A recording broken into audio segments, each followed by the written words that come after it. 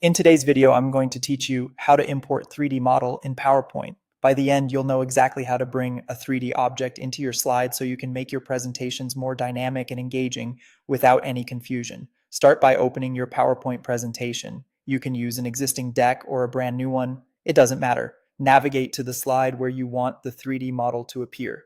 It's helpful to pick a slide with a clean layout so your model has room to breathe and will be easy for your audience to see.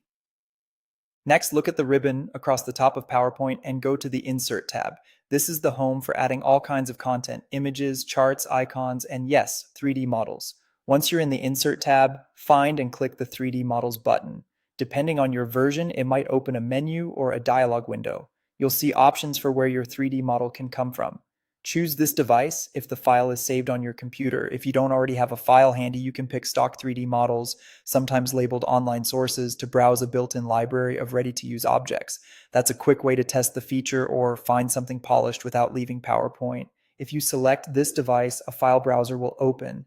Navigate to the folder where your 3D model lives and select it. PowerPoint supports several common 3D formats, including .glb, .fbx, .obj, and .3mf. If you're unsure which to pick, .glb is a compact, widely supported option.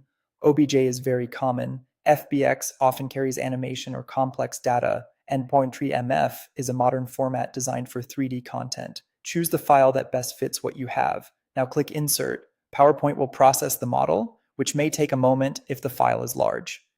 Once it finishes, the 3D model will appear right on your slide.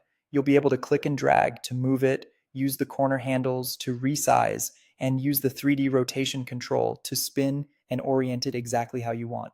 If your model feels too big or small, adjust the size until it complements your layout. And that's it. You've successfully imported a 3D model into PowerPoint. If you found this tutorial helpful, don't forget to like this video and subscribe to my channel for more PowerPoint tips and tutorials. Thanks for watching, and I'll see you in the next one.